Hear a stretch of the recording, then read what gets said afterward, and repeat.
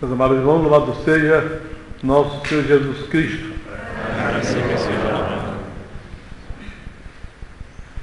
A leitura primeira leitura desta Santa Missa é uma perícope da Carta de São Paulo aos Romanos, no capítulo 13, versículos 8º a 10º.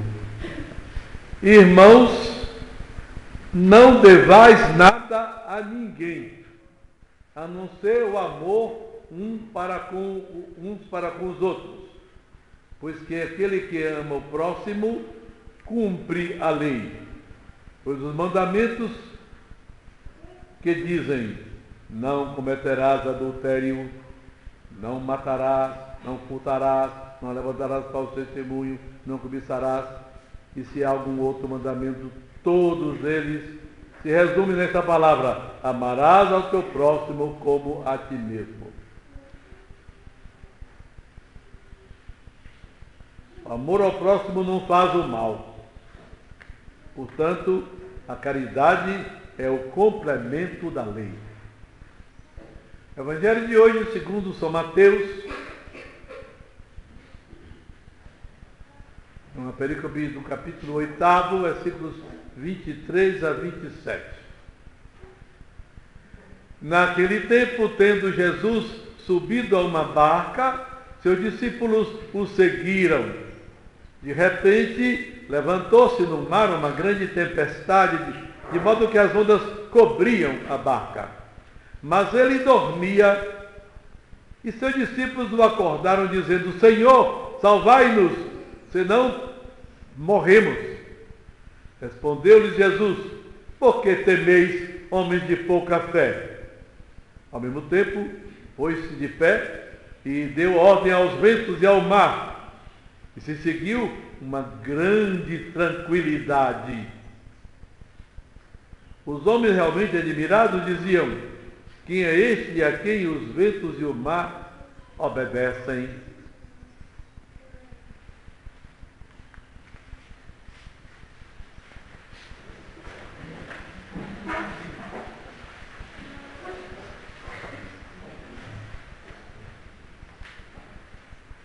O rico texto de São Paulo, na carta aos Romanos, trata da caridade, isto é, do amor católico. Em que consiste a caridade? A caridade consiste no amar a Deus sobre todas as coisas. Muitas vezes a pessoa não percebe que ela ama mais a si mesma do que a Deus. E são os bem-estar e os interesses pessoais que ela procura, mesmo praticando a religião, mesmo se confessando, comungando, rezando, sem se dar conta de que o centro de si mesmo não é Deus, é a própria pessoa. É um desastre, porque produz uma cegueira do coração, uma independência, uma confiança na própria cabeça. Só milagre de Deus para dissolver uma pedra desta. Só muita oração e penitência para alcançá-lo. A caridade consiste, portanto, neste amor supremo a Deus. E por causa do amor a Deus, o amor ao próximo. O móvel, então, do amor ao próximo é o amor originário a Deus sobre todas as coisas. Então, Paulo recorda que há os mandamentos: amar a Deus sobre todas as coisas, ordinar a ação para o meu irmão, guardar os domingos, festa de guarda, honrar pai e mãe, não matar.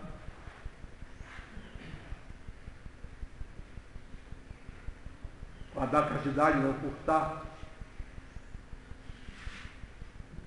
não levantar falso testemunho, não desejar a mulher do próximo, não cobiçar as coisas alheias.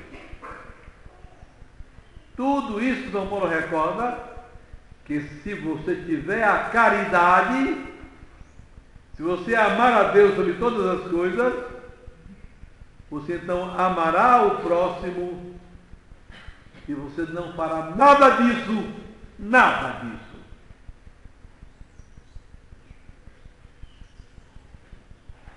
Aí desaparecem as famosas queixas que nós temos dos outros.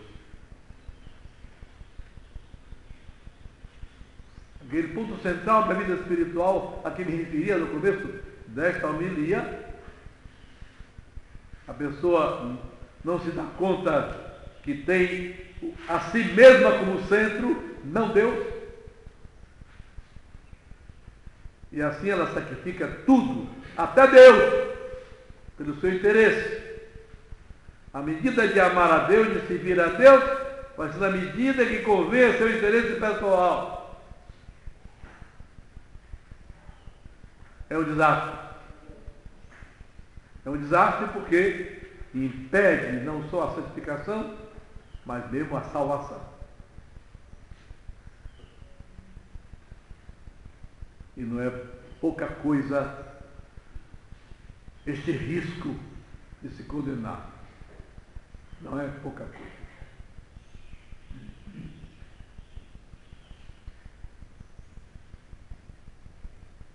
Para nós, da Nova Aliança, da Igreja Católica, ainda que no Antigo Testamento essa doutrina já existia, podemos encontrar no Pentateuco, por exemplo, orientações a respeito de como tratar os inimigos.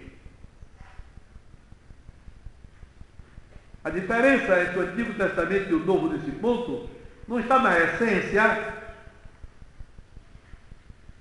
mas está nos recursos. Nós temos a vida sacramental, que é uma força especial que dá a gente, uma confissão bem feita mesmo. É um tesouro bem feita. Não é uma confissão onde eu vou contar aquilo que eu acho que é pecado e aquilo que eu acho que não é, não interessa. Porque sou eu que sou o juiz.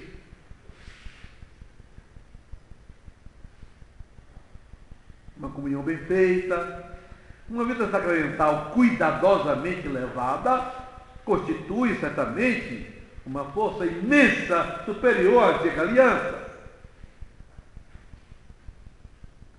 Por outro lado, a visão de Deus que um homem santo do Antigo Testamento poderia ter é uma visão de um Deus invisível, um Deus mais dificilmente inteligível, alcançável, ao passo que a visão de Deus do Novo Testamento se torna uma coisa muito forte, porque o próprio Deus desce do céu, toma carne humana, convive um tempo com os homens, ensina aos homens e se entrega ao sacrifício que nós tantas vezes não temos coragem de nem pensar para nós. De muito menores sacrifícios nós escapamos e queremos nos salvar dentro das nossas condições.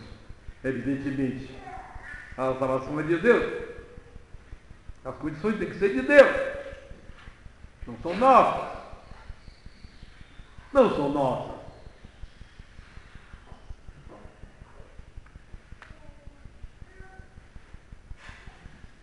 Essa existência de um Deus mais atingível, fazendo-se homem, nós lhe conhecemos a história, o nascimento,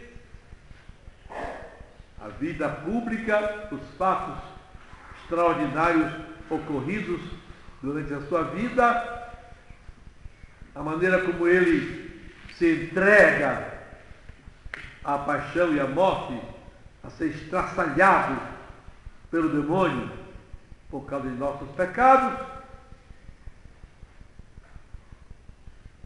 Cada coisa dessa constitui verdadeiramente um estímulo para nós. Quando a tentação vem de desanimar, de procurar uma coisa mais fácil, que não é caminho de salvação. Caminho de salvação não é o mais fácil. Decididamente não é. Fala Jesus, quem quer vir após mim, renuncie a si mesmo, tome sua cruz. Aquela pessoa não quer tomar, e me siga.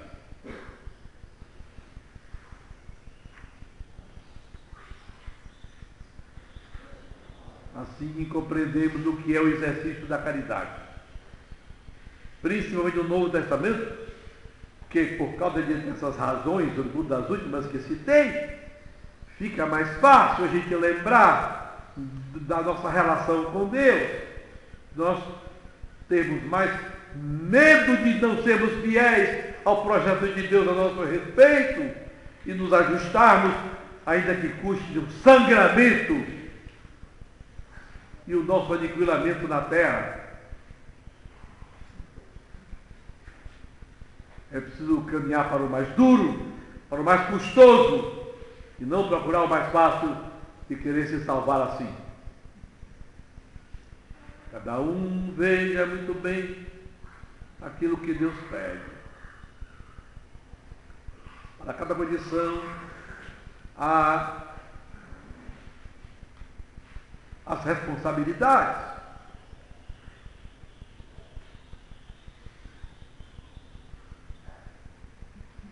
Por exemplo, o pobre se santificar e o rico se santificar. Pobre, preste atenção como é que você deve santificar, pobre. Senão você não vai se salvar. Rico também. Observe que você é administrador de Deus, das coisas de Deus.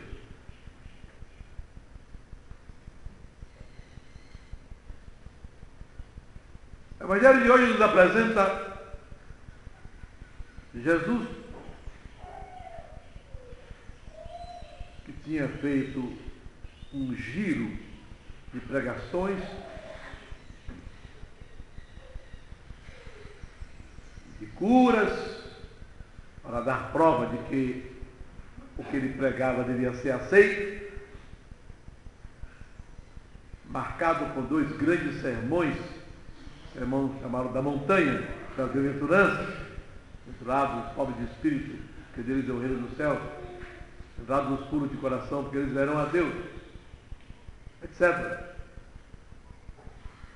E o sermão das parábolas, dois sermões que devem ter sido bem longos. Nosso Senhor Jesus, nesse dia, está evidentemente cansado, como homem. A multidão em cima, acotovelando, e ele então resolve se afastar um pouco para um lugar mais isolado, para descansar, para rezar. Mas que Jesus, embora seja Deus, é homem. E como homem, também precisava rezar. Jesus não rezava só para nos dar exemplo, como Santo Tomás nos ensina. Mas rezava também porque era homem e o ser humano precisa rezar. Precisa muito, muito rezar.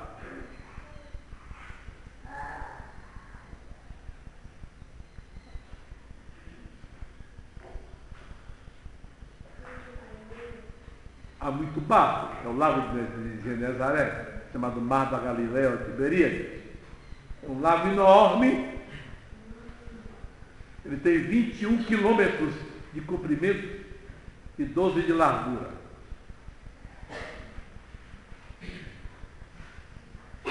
A profundidade vai de 12 a 18 metros. Fica entre montanhas, entre as quais se destaca o Hermon, que tem quase 3.000 metros de altura, 2.600 e tantos quilômetros de altura.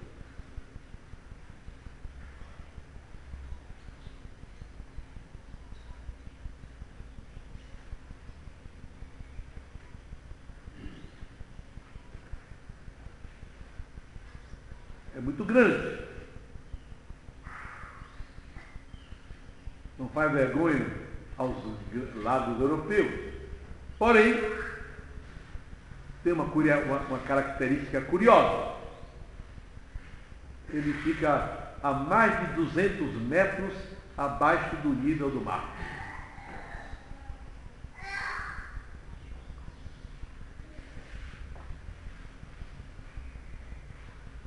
Muitas cidades ao redor. Na beira do mar. Todas elas com muitos barcos de pescaria.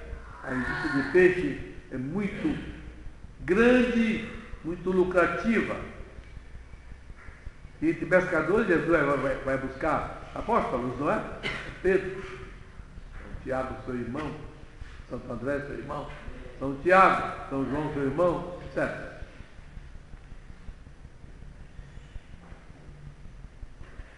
Jesus entra no barco com os apóstolos. Muita gente não quer abandonar Jesus, há outros barcos. Muitos conseguem também um lugarzinho naqueles barcos. E é, portanto, uma boa quantidade de barcos que vai atravessando. Jesus está cansado. Há, em geral, nesses barcos uma almofada de couro, cheia de lã.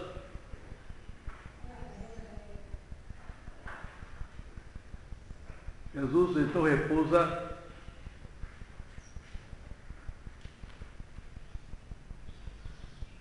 a cabeça sobre essa almofada, tira-se e dorme fácil. Na verdade, como Jesus é homem, precisa dormir. E era um homem muito equilibrado. Devia ter um sono fácil. Dormir fácil. Para se recuperar.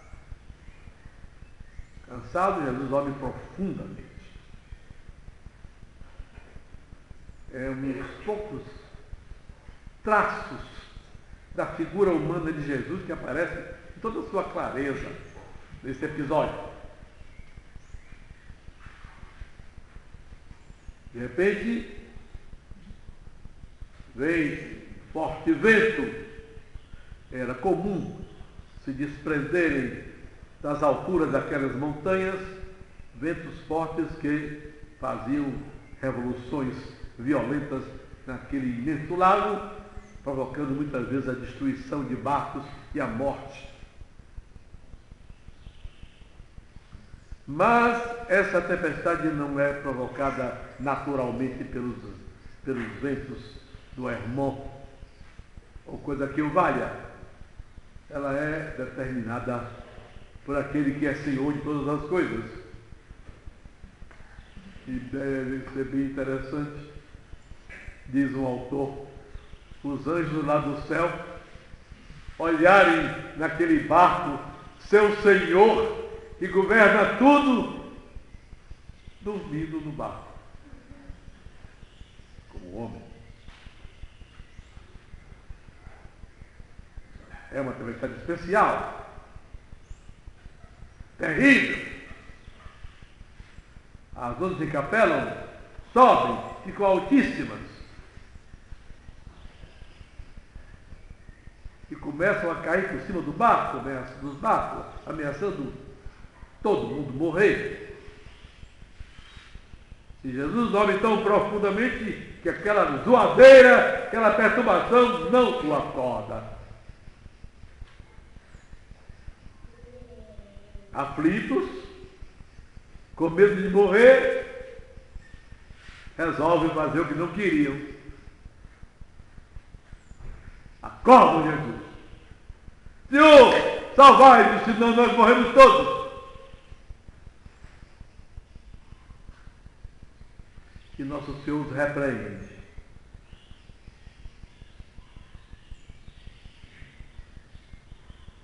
São Marcos, que conta esse episódio também, como São Lucas, usa uma frase até forte da parte de alguns que acordaram nosso Senhor. Não está se importando que a gente morra, não?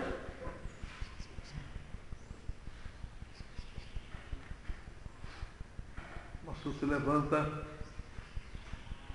Por que vocês duvidam? Gente de fé fraca.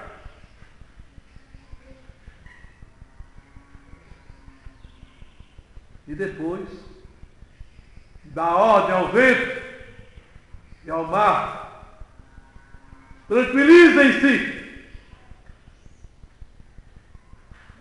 E no mesmo instante o vento desaparece, como fugindo com medo,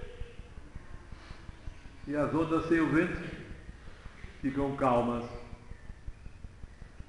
O Evangelho conta que a gente dizia: quem é este que até o vento e o mar obedecem? Ninguém vai pensar que são apóstolos. É claro que não. Havia outros barcos, havia um espetáculo, tiveram o mesmo fruto, o mesmo lucro de amainada a tempestade. Os apóstolos não haveriam de dizer isso quando eles mesmos foram acordar Jesus para resolver. Sabiam que Jesus resolveria. Não havia por que, portanto, terminar com a observação dessa ordem.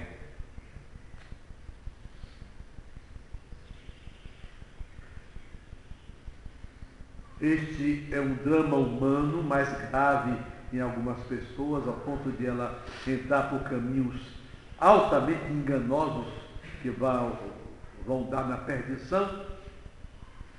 Outros não chegam tão grave, não abandonam seus caminhos, mas caminham mal, no caminho direito.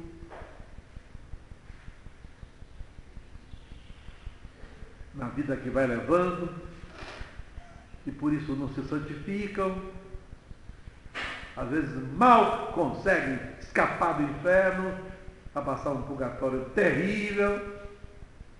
Varia muito. Varia muito.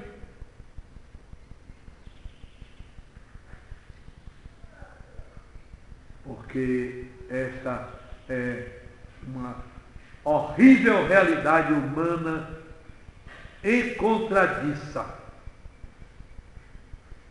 por demais. Viver se colocando como centro, sem se dar conta disso, se colocando como centro. Quanta desarrumação, pequena e grande, nasce daí. Por exemplo, numa família, marido e mulher,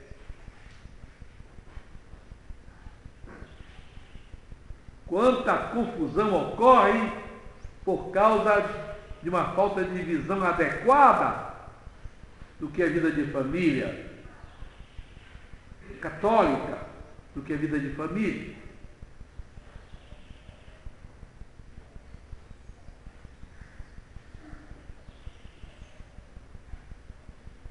Os apegos contra os quais Jesus preveniu, quando disse: quem quer vir após mim, renuncie a si mesmo, é o apego pior de todos, é o nosso eu. Os apegos constituem um elemento cegador e desanimador. E as pessoas então deixam de lutar, de sofrer, porque o seu eu está maltratado.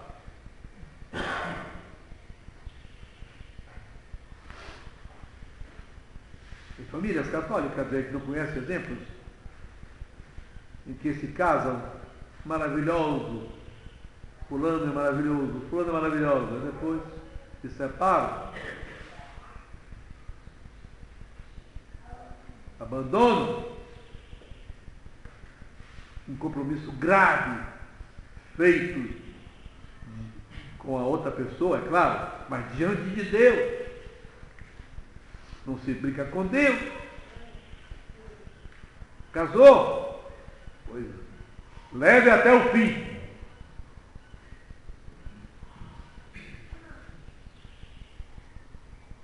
Lute para suportar e, mais do que a suportar, aceitar. Suportar indica uma dose de má vontade.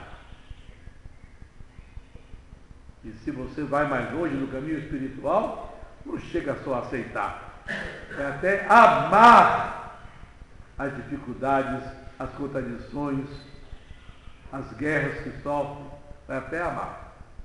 Que vai encontrar em Jesus Cristo a força necessária para caminhar, santificar-se, porque no fim de tudo está a morte, e depois da morte está o julgamento, e depois do julgamento está a salvação ou a perdição.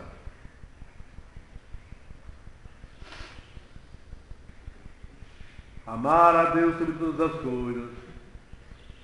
Entendem este mandamento, meus irmãos? Entendem? Amar a Deus sobre todas as coisas? Entendem? Por favor, já pararam para pensar o que significa amar a Deus sobre todas as coisas? Que preço Deus lhe pede? Pois dê, cuidado, dê o preço que Deus lhe pedir. Cuidado, não negue, não dê um pedaço, não dê metade. Você vai se dar mal. Deus não lhe pede muito à toa. Deus lhe pede muito lhe dando força e graça. Se você quiser, terá. Terá. Aí a gente vê gente católica que vive uma vida aparentemente piedosa, mas se for olhar no fundo, vive mal. Queixa do marido, queixa do marido, queixa do marido, queixa do marido, queixa do marido, queixa do marido, queixa da mulher, queixa da mulher, queixa da mulher, e não se lembra que se você é católico, você tem que fazer sua parte e a dele. Sua parte e a dela. Ah, é? É sim, é sim, é sim. Por isso, nesse momento, com uma tempestade tão terrível, daquela, Nosso Senhor não aceita o comportamento dos apóstolos, que vão acordá-lo. Vão acordá-lo. Por que acordar? Jesus está aqui. Olhe que Jesus pode, mesmo dormindo, deixar que ninguém morra. Mas não é só isso não. Vá mais longe, cristão. Vá mais longe. Pode ser que ele queira que todo mundo morra.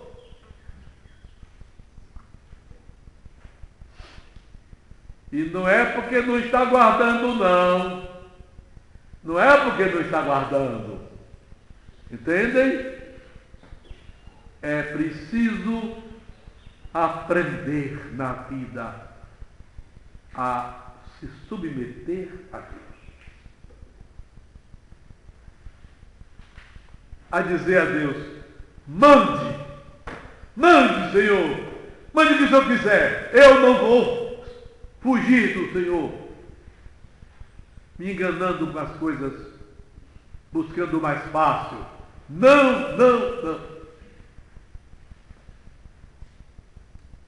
Por isso eu gosto muito dessa oração, do general de Guesclin, general francês do século XIV, a oração que ele fez a São Luís, a um rei de sua terra, que agora era um santo. São Luís tinha um escudo branco, limpinho, clarinho. E no francês do século XIV, Guesclin diz: Gardez-vous pur comme le lit de votre brasement. Guardai-me puro como o lírio de vosso brasão. Vous que teniez votre parole même donnée un infidèle. Vós que cumprias vossa palavra, mesmo dada ao maometano. Se dizia que ia fazer, cumpria. Porque dizia diante de Deus o que devia ser dito.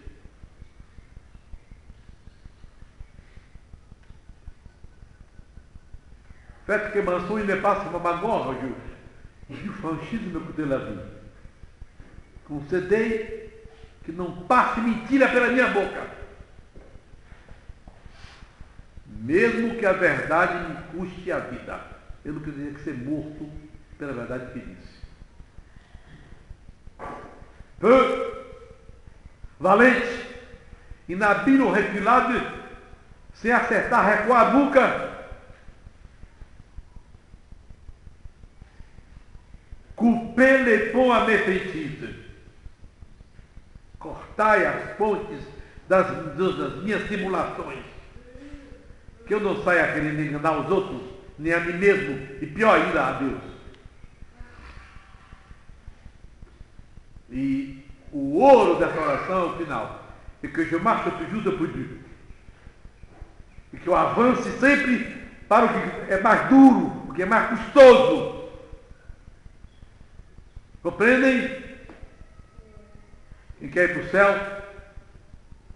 Não é fácil não. Mas vale a pena. Vale a pena.